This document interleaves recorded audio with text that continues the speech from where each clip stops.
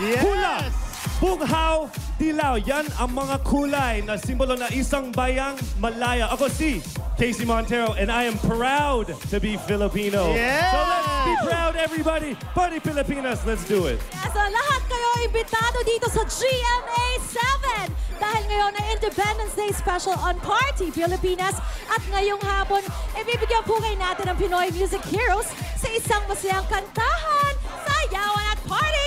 Ako po, si Rachel Ango, lahing Pinoy. Yes! Wow, energy! At kasabay ng ating selebrasyon ng Independence Day ay ang pagkakaroon natin ng bagong pinuno. Kaya abangan ninyong lahat ang kanyang espesyal na mensahe para sa ating lahat. Dito lang yan sa Party Pilipinas!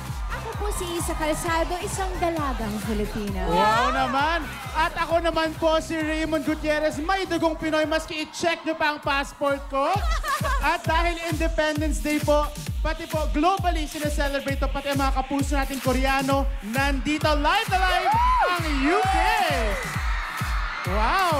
And because it is our special Independence Day offer, we will treat you to a very powerful What's that? dance interpretation. You guys ready?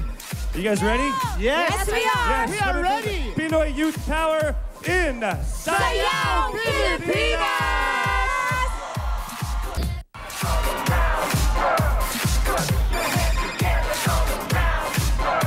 Okay guys, you know what? What?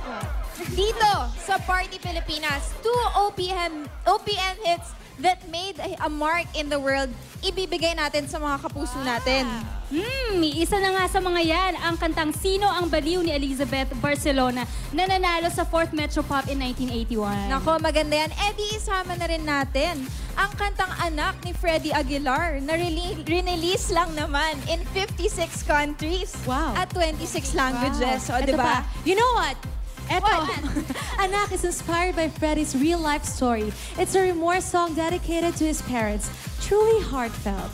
Kaya yan, sige, sarawain na natin ang mga kantang ito. Through with Julianne, Regine, interpreted through dance with Win-Win, Rocco, and Mark Harris.